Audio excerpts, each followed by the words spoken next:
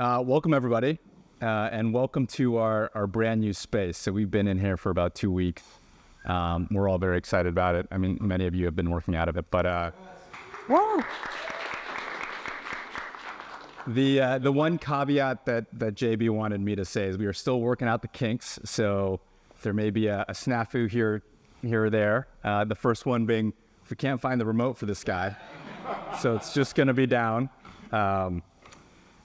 But for those of you who are guests, just a reminder, South Park Commons is a community that was founded in 2015 to support ambitious technical builders who are exploring kind of their next adventure.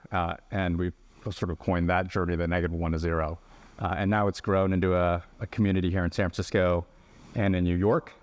And this is actually part of our, now we've coined it the -1 to now series.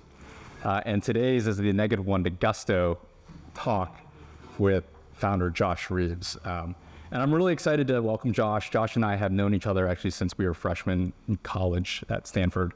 22 years. Yeah, so which just means we're really old. But I have a lot more white hair than Evan. He's a dear friend, and I'll let him introduce. Well, I have some fun ones for him to introduce himself. But the thing about Josh is, Josh in college was like a standard deviation or two above all of us in terms of being organized, focused.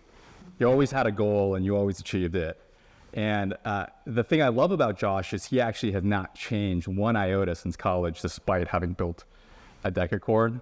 And he's the same person and the same friend, and it's pretty incredible. And so I really respect that about you, and I love that about you.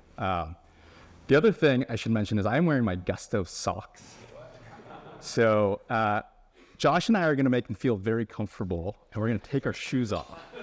And the reason for that, and you guys are sufficiently far and away, so Clean new socks. You'll be fine. I changed. Actually, what I want you to do is this. So I got my Gusto socks on here. We're comfortable. And we'll get to this a little bit because if there hasn't already been a HBS article or a case study written about this, Josh has cared about culture since, he was like a freshman at Stanford. And Gusto has built one of the strongest cultures in the Valley, and one of the small traditions, which we can get to later, was that they are and probably still are, right? Yeah. No shoes company. So you walk in, take your shoes off, and you get socks as a guest, right? Yeah, we give out socks. Come on by, visit. It's optional, to be clear. We don't force people to take their shoes off, but it's inspired by, we started the company in a house. We were all raised by our parents taking our shoes off at home. We hired some folks. We liked doing that. We moved to an office. The team asked, can we keep doing this? And today we have a bunch of guesties that still walk around in slippers or socks. Yeah, so I don't know what vintage my socks are, but I think I should get some new ones. We do make lots of socks, and that's why we're wearing these, and I brought an old one. And there are people that think Gusto is a sock company. So just by a show of hands, how many people have been users or have Gusto at their startup? We use it at South Park Commons, so nearly everybody. And so you're all very familiar with the product, but started in 2012 as Zen Payroll, focused first on payroll for small, medium-sized businesses, but as you probably all know, has expanded its platform to include benefits, onboarding, hiring, and now serves how many businesses nationwide? Publicly, we say over 300,000. 300,000, and headquartered here in San Francisco and offices at this point all across the world. Yeah, multiple locations. We're about 2,500 strong, and it's always a team effort. Yeah. Some quick hitters just to get to know Josh beyond just the bio. But I'm curious, have you picked up any interests or hobbies in the last couple of years? So I will answer that. I'm going to take this opportunity, though, first just to say thank you for inviting me, Evan, and the broader community. It's always a privilege. I'll share a little bit about my personal background, too. I was born and raised in the Bay Area, one of the few locals. I was actually born in San Francisco. My parents are not from here. My mom's an immigrant from Bolivia. My dad is from Pennsylvania. Both were the first in their families to go to college. They met in SF. They became teachers. My dad was a public school, high school teacher in SF for 20 plus years. And yeah, one of the things by growing up in the Bay Area, we moved to Marin when I was 5 years old, is I've had exposure to this broader Silicon Valley tech ecosystem for pretty much most of my life. And one of the things I think that's most special about it, that kind of ebbs and flows at times, but I think always can and should stay consistent, is the community dimension. This dynamic of folks wanting to tackle big problems, be helpful to each other, share advice. So many folks have given me advice and shared wisdom over the years. And that dynamic of wanting to help each other is, to me, the heart and soul of what Silicon Valley as a concept can and should be. And obviously, this is a great example of it. And then the second thing I was going to note, just on the topic of space, we have also a space that we care a lot about space, where you work, how you craft an environment. But I define the success of a space by what gets built there. So this is a cool space, but it'll be made even cooler by what gets built here in the next couple of years. I swear we didn't pay him to say any of that. I believe that. Now, to your question, let's see, just to catch everyone up a bit. So we're 11 years into Gusto. On the back to personal front, my wife and I have 4 kids, 5 and under. So we've been embarking on a different type of adventure there. We have a 5-year-old, a 2.5-year-old, and twins that are 3 months old. And so we moved to back to Marin a few years ago. And my hobbies outside of Gusto resolve mostly around kid stuff or like gardening and landscaping. And I think there's a beauty to doing linear work with a small percentage of my time. I think all of us hopefully are excited about doing tech work because of the leverage it gives us to kind of solve big problems at scale. But when I do gardening or something landscape related, like building a rock wall, 1 unit of input creates 1 unit of output. It's actually kind of nice because sometimes you can do tech work and have nothing come out of it. And so it's kind of a cool compliment for a small percentage of my time. I think one of the last times I saw Josh, he was hunting for little redwood saplings to plant, so that makes sense. Yes, lots of plantings. Another quick hitter, now having 4 kids. What's harder, family with 4 kids under 5 or starting a company? Well, I think we're always on this journey of kind of building the next chapter for company building. But obviously, yeah, tongue in cheek. I mean, they're quite different and quite similar. Actually, the similarity I was thinking about is they both require a team. I mentioned that earlier. We have 4 grandparents nearby, which we're very grateful for. That's kind of what enables us to have 4 kids, frankly. They're very involved in our lives. And from a Gusto lens, I have 2 co-founders. I should mention that. 3 of us started the company. We're going to get into some of those stories.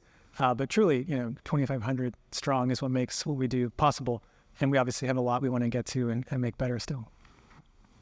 So the general arc of tonight, I have a couple of prepared questions, and we'll take 20-ish minutes on that, and then open it up to the floor. But as South Park supports founders at the earliest stages, we're actually gonna jump in the Wayback Machine. And I warned Josh because it was a while back since they started Gusto, but I asked him to kind of like try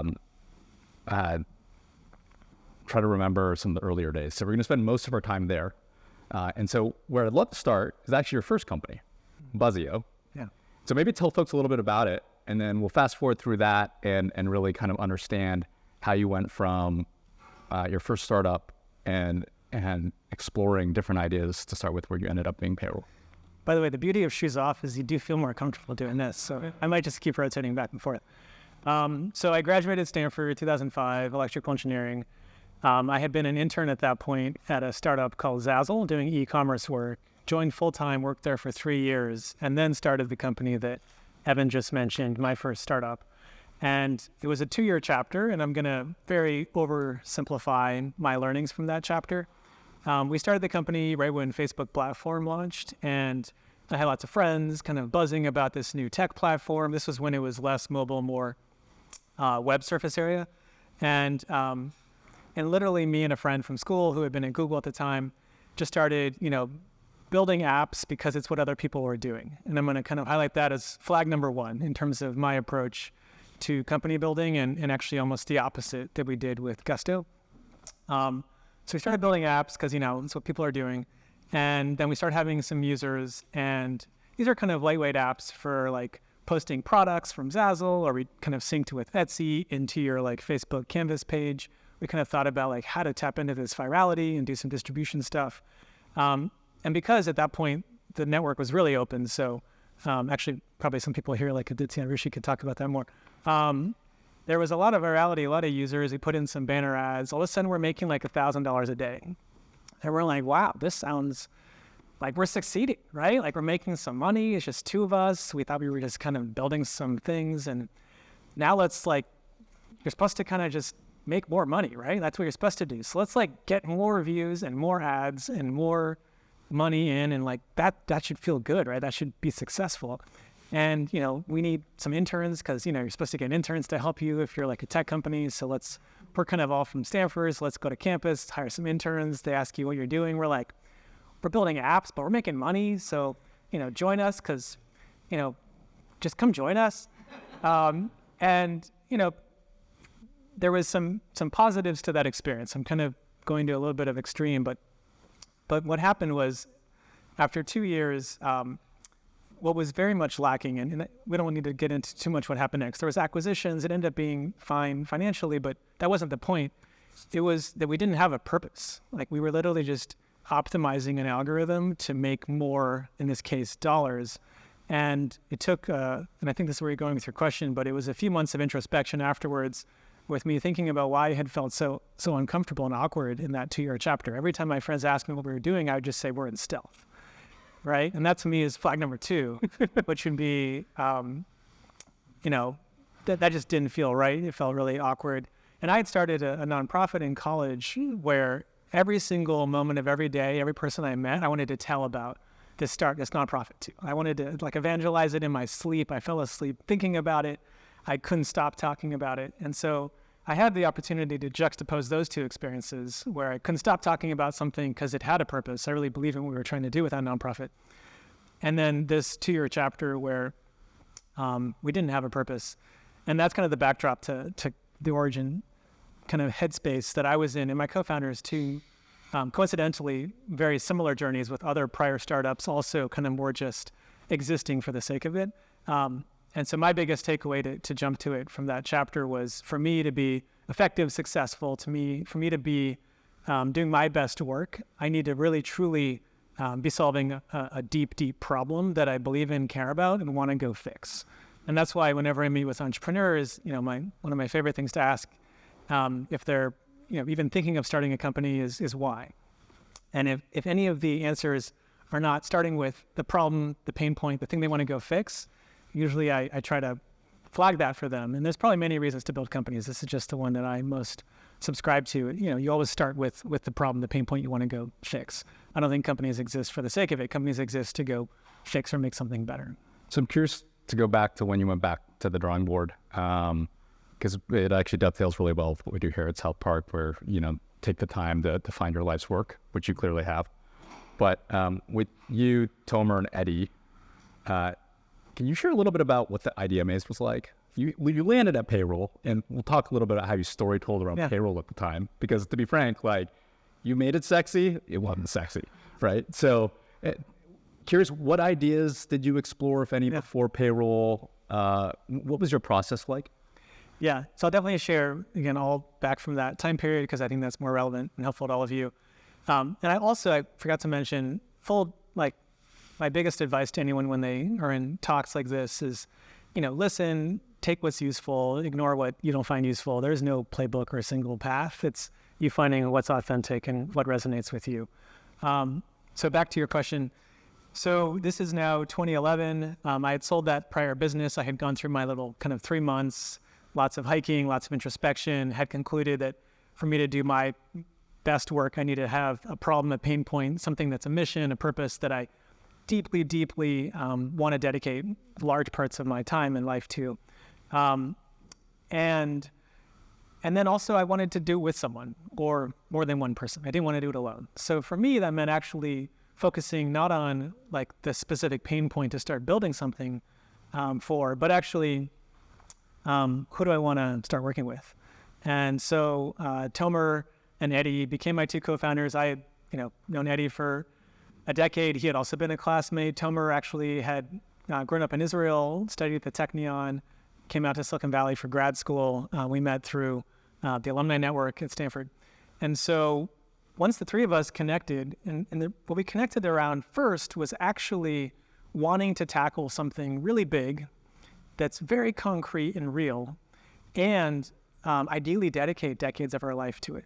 And that's not what everyone needs to have as their goal. But the fact that all three of us aligned around that and had these separate journeys where we had the chance to kind of understand a bit more about what we liked and didn't like helped quite a bit. Now, in terms of the kind of problem space surface area, I sometimes describe you have problems that are very real and established.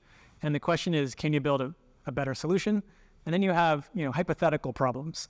And my old example for this was, Twitter before it existed, it wasn't replacing something. It was kind of a whole new concept.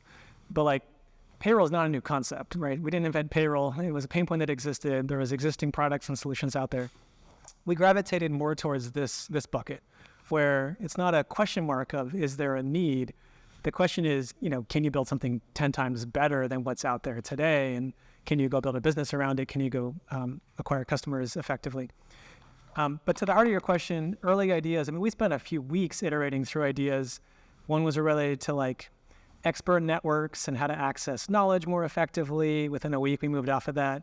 The entry into payroll was actually looking at marketplaces and looking at payouts and the way that people then get paid money and have to do taxes. And then when we started looking at payouts, we started looking at, why not do payouts and payroll for every type of work, not just marketplace work. And then that kind of brought us into the payroll pain point. We then did some research, realized, it's a very, very fragmented market. You do have large players, but they don't have very large market share. Small businesses in particular, you had 40% of companies doing it on pen and paper. You had a third of companies in the US getting fined every year for incorrectly doing it. We did interviews with small businesses, friends and family, and they're all wanted to pull their hair out. So we're oh, check. Real pain, people really frustrated, and, big problem. Lots of people get impacted, every business owner, frankly. And then we had a bunch of ideas of how to make it better. And I think I'll pause there because on the ideas, I'm curious what your first set of MVPs or prototypes look like. Yeah. How crude? Yeah. How did you test? What were you trying to validate? So let me take you through the first year because there's a couple of phases here. So what we got excited about with payroll was, again, it's a really big pain point. Everyone needs it. It's the least optional part of the stack. So we did want to go do more things wrapped around it, but it's where all the data sits, all the transactions sit. But we're three people who had never, ever built anything in this space before. So what is the first thing we need to go prove? That we could actually build something that works. So the first milestone we worked towards was nothing to do with the front end. It was entirely back end, and it was just the tax filing system, the tax payment system, and the money movement system, right? So just imagine for a sec, those are really key building blocks. The three of us have no credibility saying we're going to be able to do that until we can actually do it.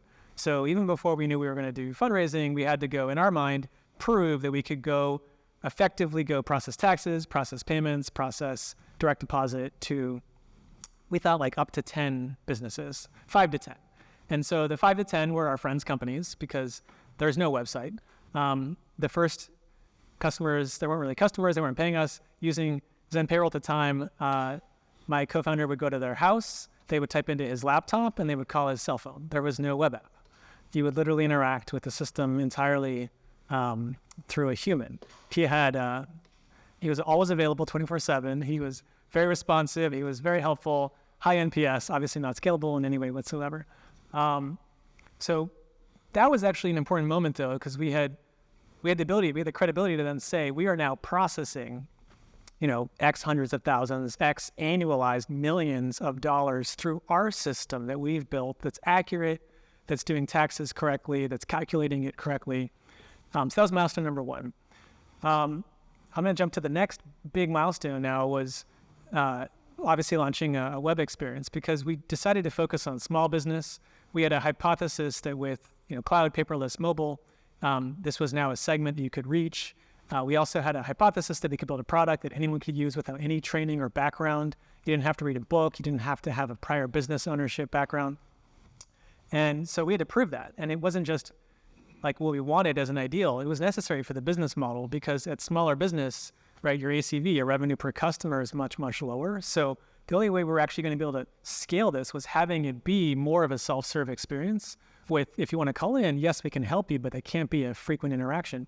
And from a cost-effective acquisition standpoint, we need inbound, word of mouth, referrals to be the way we grow, not outbound. You can't do a high-touch sales team with the ACV profile that we had.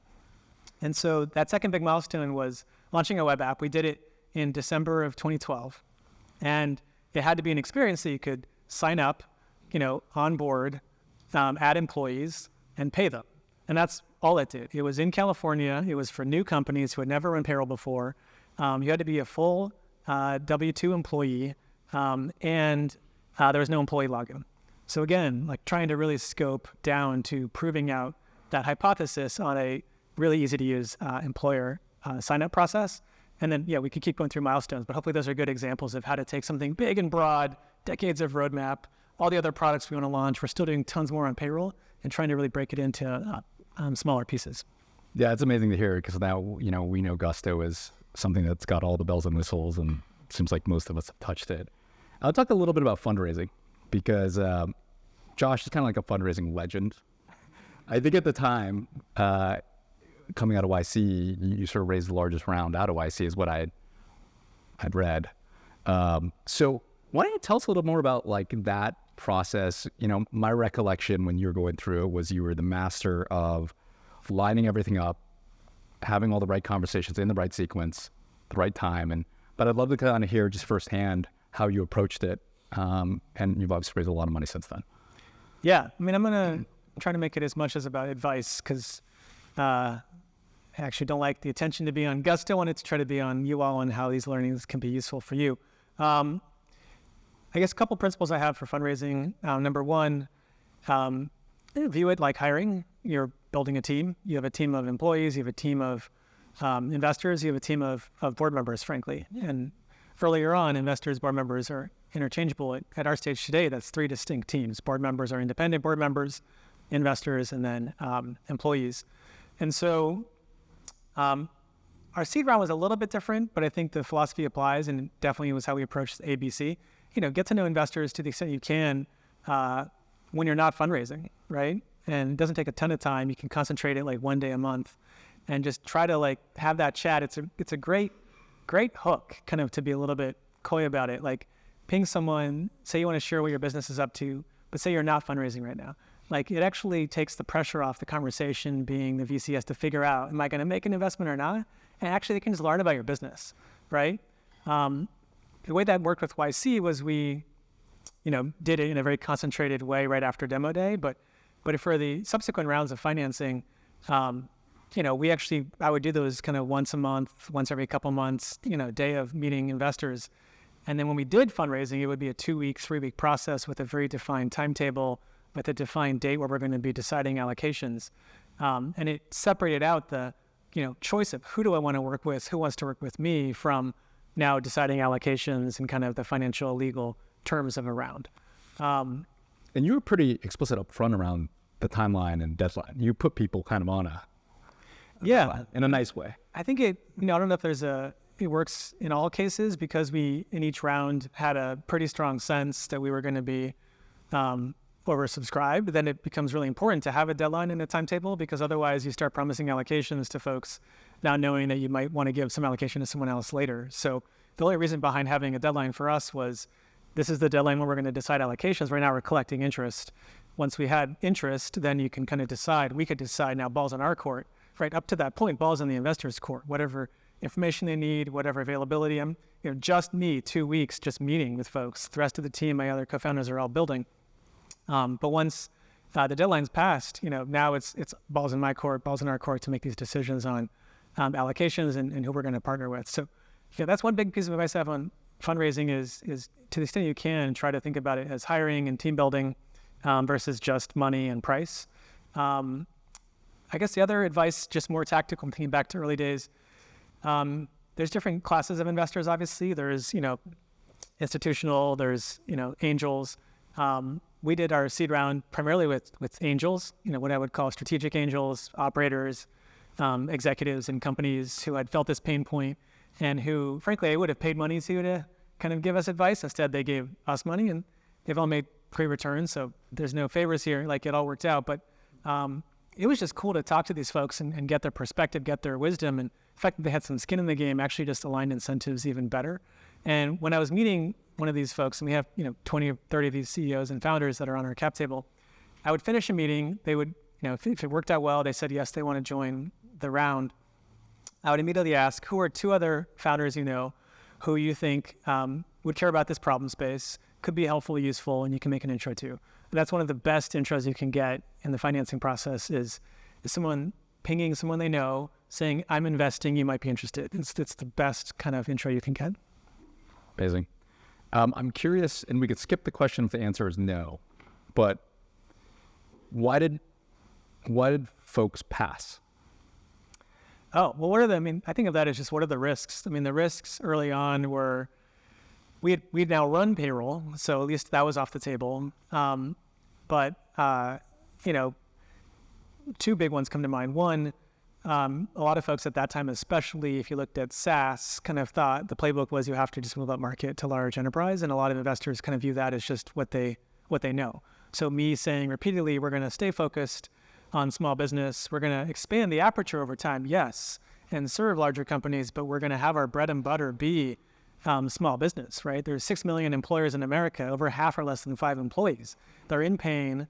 There's actually, we think, huge opportunity there. There's less competition. We think we can build a really good business. We're going to actually be obsessed with that segment.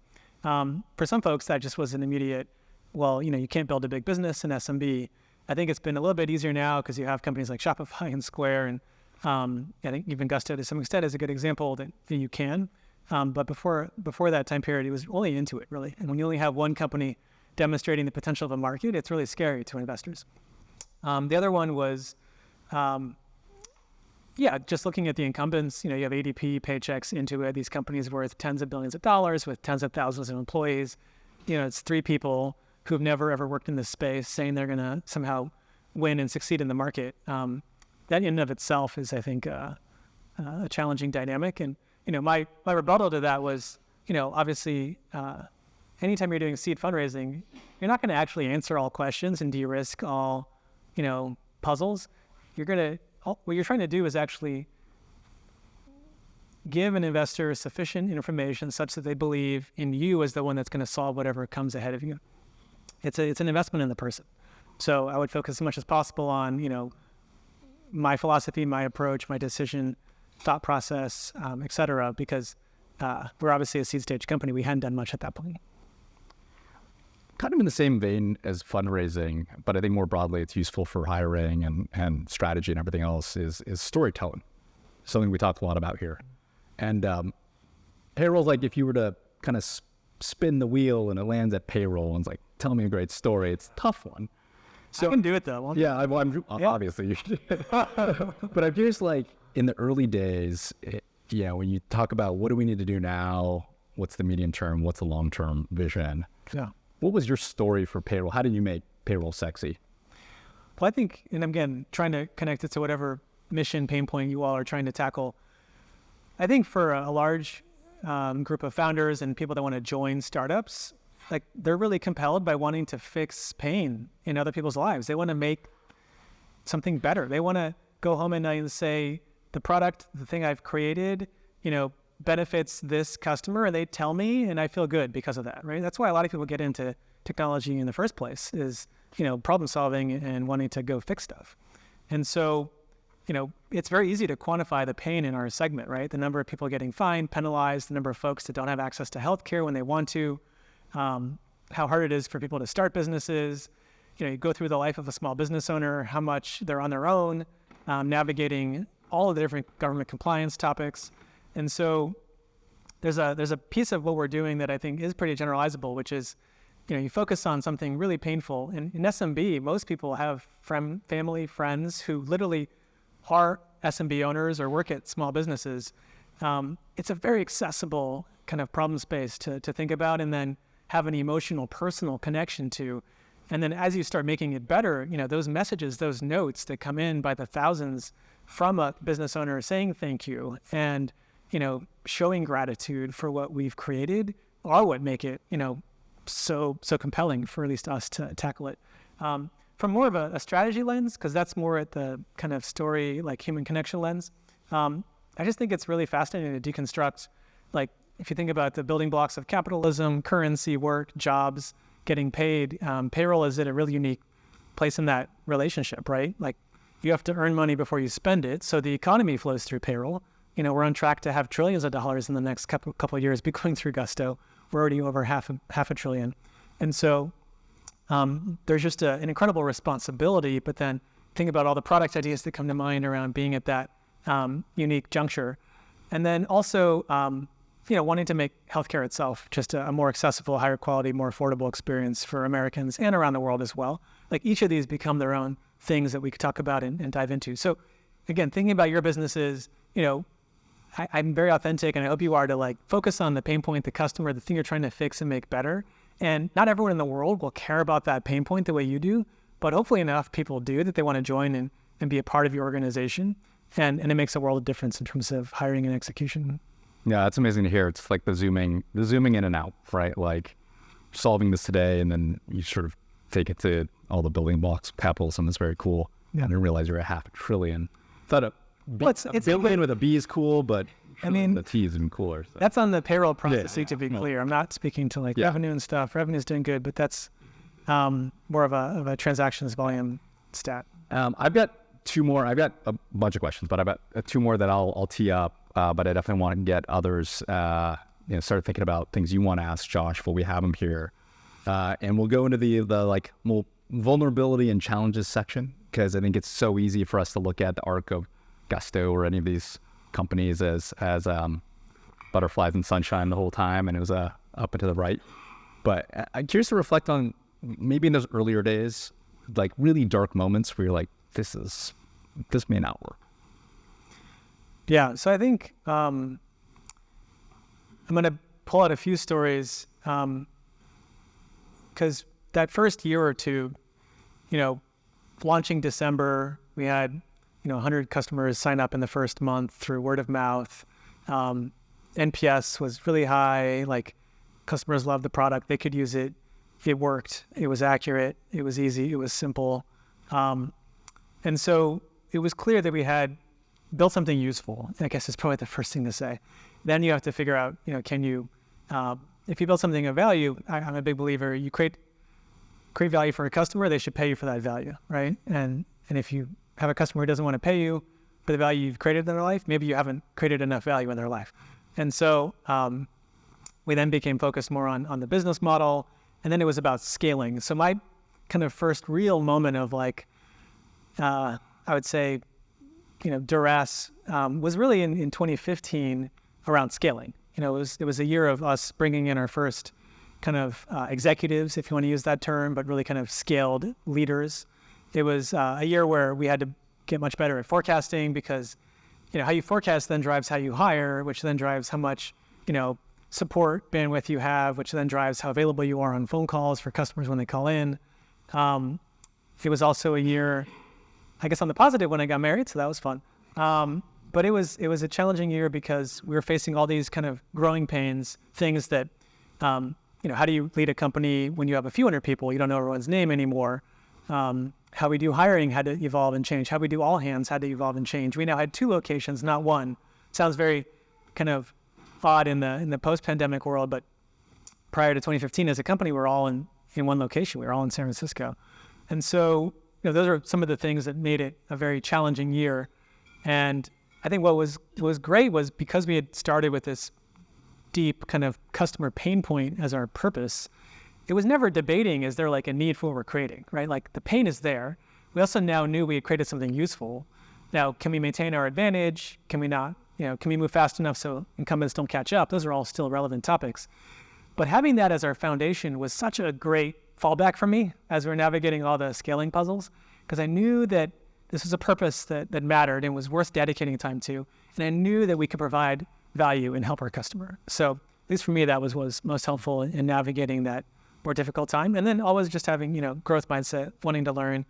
When you're recruiting leaders, actually one tactical tip there, every search I've done, hiring our first CFO, hiring our first CMO, hiring whatever, name it, was the first time for me. When you're doing a search, it's actually this incredible opportunity to meet tons of people in an area and just pepper them with questions and like ramp up faster than you could otherwise on what it means to be that role. I call it the calibration phase of an executive search or leadership search.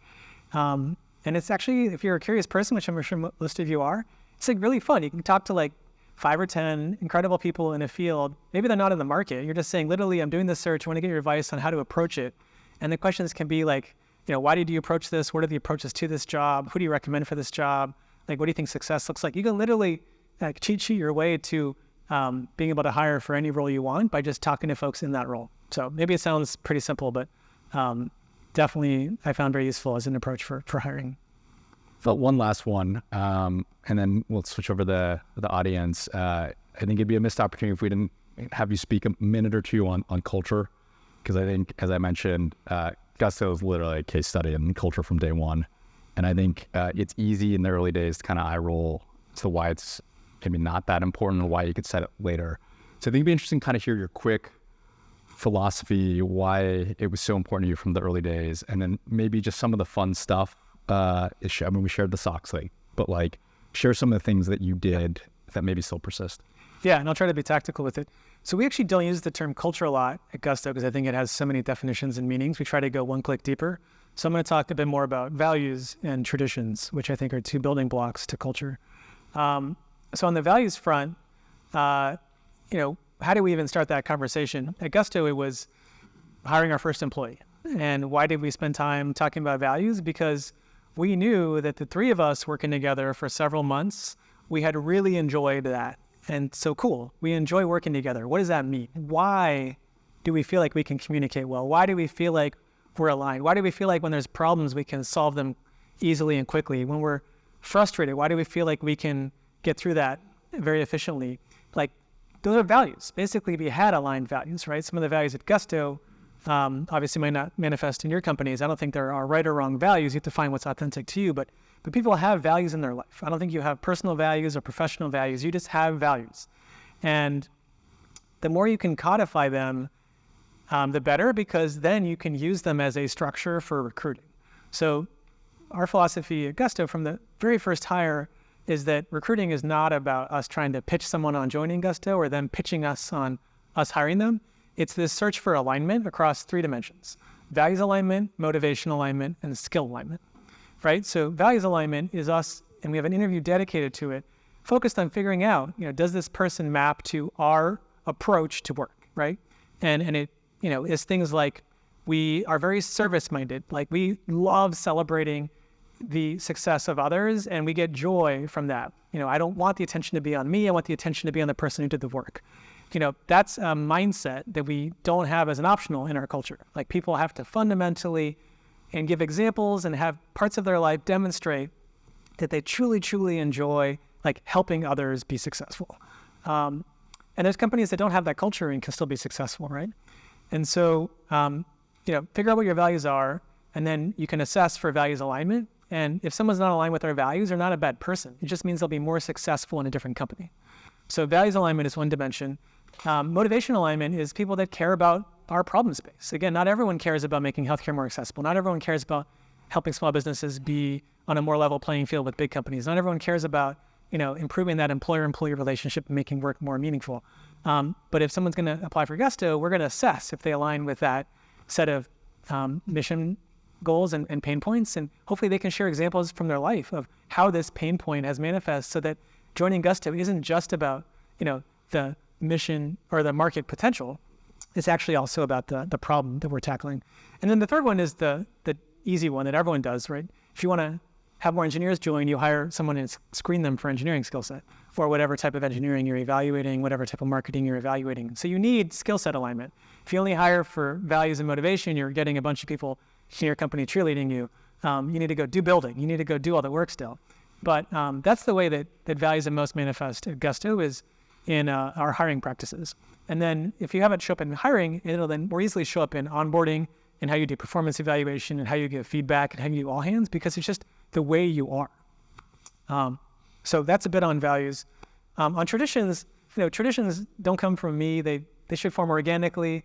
They should probably not be overly thought through. Just they need to be, natural and authentic to your culture. I already mentioned the one around shoes off, because we were working in a loft kind of apartment. No one lived there. We had like 15 people. Everyone took their shoes off at the entrance. We had a kitchen. We cooked, and like people liked it. And when we moved to an actual more office, the team literally was like, "Can we keep taking our shoes off?" And I was like, okay. And then we have to like professionalize that. So we built shoe racks. We gave out socks, all the above. Slippers.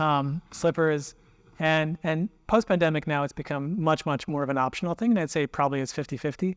But that's how traditions should form and also evolve. If a tradition no longer resonates with the culture, it goes away.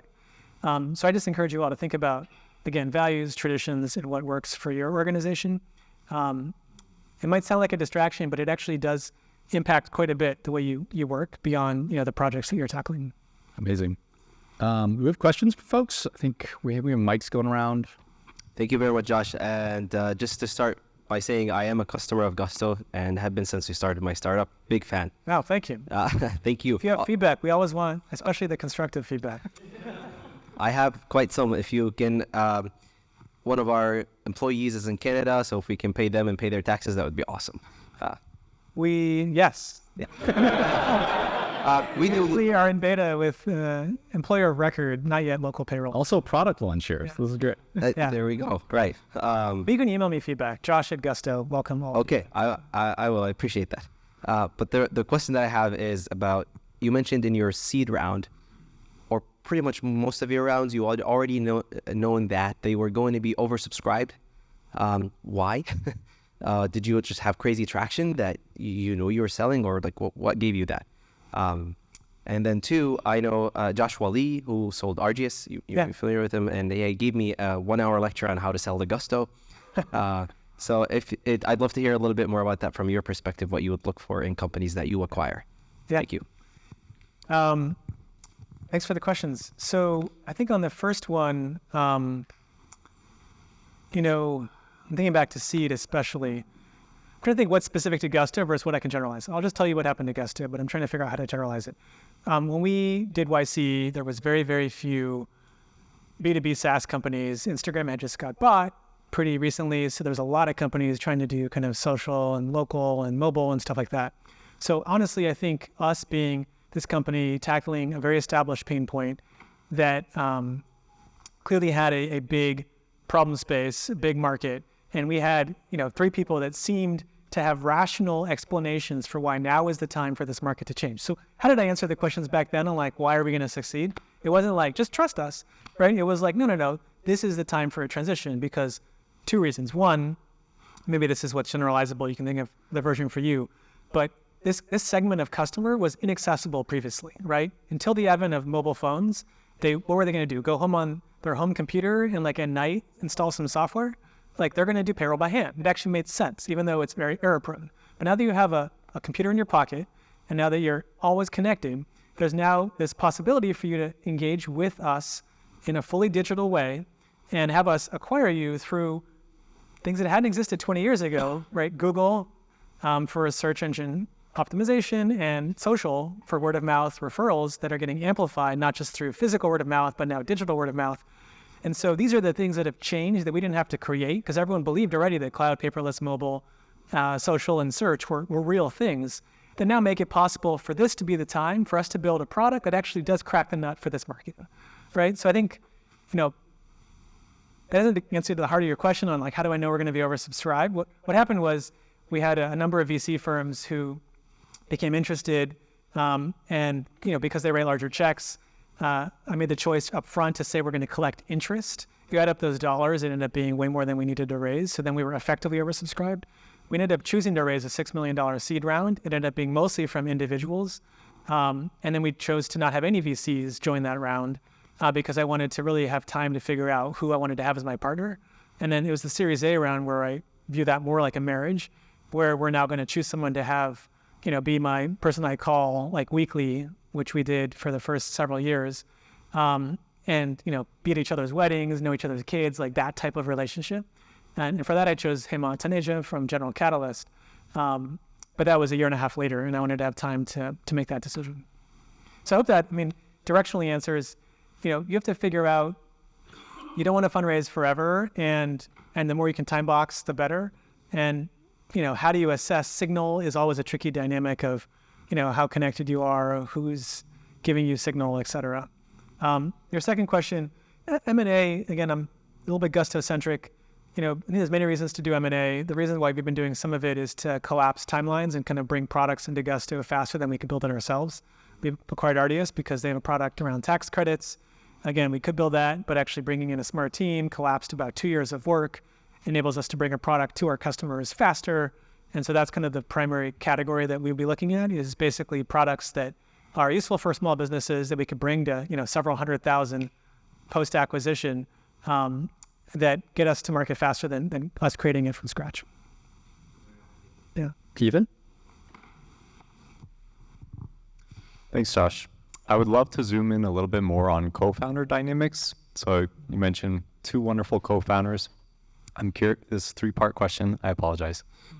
One is just, how did you approach that process in a little bit more detail? Second part is, how did you see that co-founder dynamic evolve over the first 2 years of the business? What was like frustrating versus delightful about that? And then the third part is, do you have any deliberate practices and advice for all of us about things to do like on a weekly or monthly cadence that you think really help strengthen and make that co-founder dynamic a healthy one over this long journey so far? Yeah. Great topic, and I'm glad we can talk more about it because it's so. Yeah, I think it's so important. I mean, it's on par in terms of impact to one's life if you want to build a company for decades. With like the analogy would be to marriage, right? Like someone you're going to spend tons of time with, have them impact you, influence you, you influence them, and so thinking about your 3 parts, I'll start early on. Similar to ideation for a product, like you're not gonna lock yourself in a room and know what product to build. You got to start iterating. You're also not gonna like meet someone and like kind of love at first sight, right? You got to start working together. So I think there's a balancing act there. The things that I cared about in kind of my founder dating kind of portion of the journey was less about work and more about kind of where we're at in life. Like the thing I remember most about chatting with Tomer and Eddie independently about was like, we're kind of all in our late 20s. We all had these prior startups. I had sold mine, for a very small amount. Eddie had sold his, but like both had been these kind of chapters where we had this dynamic of knowing it probably wasn't something we'd be doing for a long time. Like we had both thought a lot about like, what do we kind of want to do with our life a bit? Like what gives us joy and purpose? Where do we want to dedicate our time and attention? And so those were the conversations we were having. It was kind of around, like what makes us happy and like what's given us joy and where do we want to dedicate our time? So, definitely I think those are useful. Not as the only topic. You got to get into like product and strategy and building and writing code and actually doing stuff that moves the ball forward. But that was definitely something that comes to mind early on. A lot of that, even when we were starting to write code and build and iterate for that first kind of V1 of the product, we would still go do walks. We were in Palo Alto at the time. I guess that's one practice, like take time to go. I think walking is fantastic because it's okay to have silence. You don't always have to have eye contact if that's uncomfortable for some people. You can look at something, it can be a conversation starter, but you can also have usually a deep discussion as well, no matter what the surrounding is. So that's on the first part of your question. Second part of your question, I mean, some tactical stuff people already know, but you want to make sure roles are really clear up front. And also have, the second big important topic up front is alignment around purpose, mission, like what you're trying to do and get out of this, alignment around roles and responsibilities, and alignment around equity. So we aligned very quickly that we're going to be equal owners in Gusto. We aligned very quickly on like areas of focus. Eddie was going to be more engineering focused. Tomer was going to be more product design focused. I was going to be more, go-to-market, business operations, everything else focused. And then it's all about, back to building. I think now between your second and third question, like one of the pitfalls, once you're now starting to grow and get past 10, 20, 30 people and you start having other leaders in the company, is you don't want to have your leadership team and then your shadow founder leadership team. So I remember very intentionally thinking about at that point, switching off of when Tomer, Eddie, and I are hanging out, we were hanging out purely for social reasons. And if it's going to be a business topic, we're going to bring it up in our leadership meetings. And that was important for us because I wanted to make sure that these people we're bringing in, these folks that were contributing their skills, we're able to add their actual knowledge and skill. And maybe we could have a one-off chat about a topic, but again, I didn't want to propagate this kind of two leadership team dynamic. And then as we scale, much like any person growing in a company, you have to keep gaining new skill, gaining new ability, making sure you can add value. There's no favors in this process. I'm really grateful today that Tomer and Eddie are both operators, executives, leaders at Gusto and have scaled and are still contributing a lot. And even more so, I'm excited that all three of us are still very aligned on like this wanting to be something we spend decades doing, that we derive deep fulfillment from, and that we all believe we're still early in this process and we want to keep making progress. As an anecdote and something, if any of this happens to you all, please let me know, because I feel like it's so unique, but I hope it happens to you too. We did not expect our parents to become really close friends. So like Tomer's parents are in Israel, Eddie's parents are in LA, my parents are in the Bay Area. Like the three mothers have literally gone on trips together without us. It's like, Really like a marriage. they have a WhatsApp channel called Three Mothers. They just like chit chat all the time. Like, Maybe this is where it's not like marriage. but it's like the in-laws getting along. Like, it's amazing. It's like bonus. It's definitely not what you expect, but we definitely love it. But if you think about it, it's kind of logical. If you have people that are aligned on value system, our values are very much impacted by how we're raised by our parents. So it's kind of not a surprise to me that parents would get along. I think we have time for one last one. Farshi. Hey, Josh. Thanks for doing this. Super valuable already. So I have a one and done question. So hopefully it's not too much state to maintain. Basically, you mentioned how you were really thoughtful at every stage of fundraising rather, about the value that a partner might bring to the table. What are maybe some tactical lessons or stories in how you actually captured some of that value, how they were useful in a meaningful way? Yeah, so I'll again oversimplify a bit. I think seed stage, you're trying to figure out, can you build something useful and prove that it actually provides value? And so, I think I talked to Evan, mostly software centric, mostly B2B centric. So, investors either on the angel side that like literally are building companies and give you advice from their own experience, or investors who have very concrete, either pattern matching from the investments they've made and or literally were builders themselves, I think is what's most useful, because the topics you're debating, discussing are mostly around,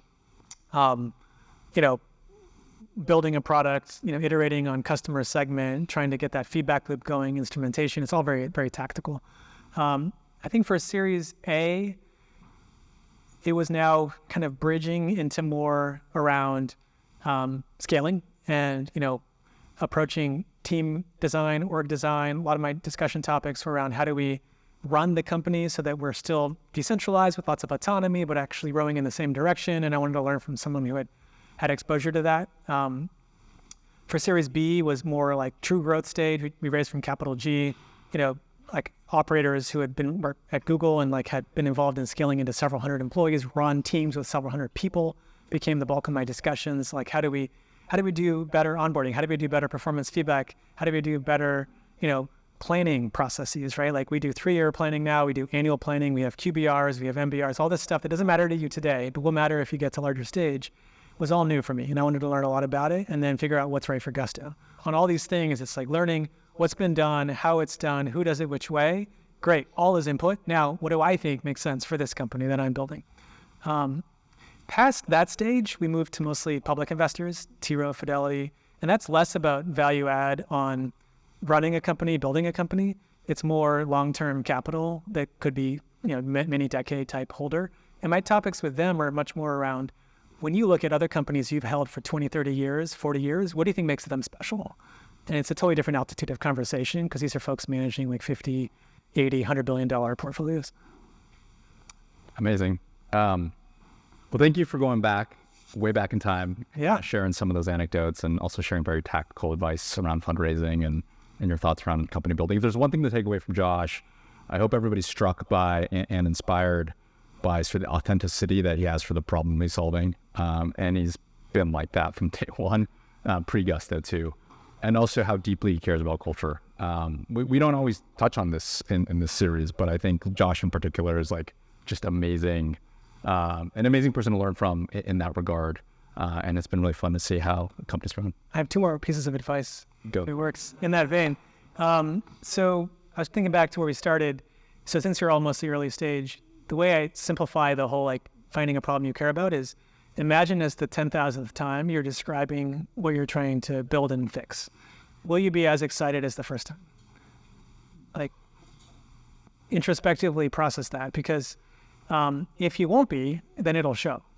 And like it actually won't work at that point.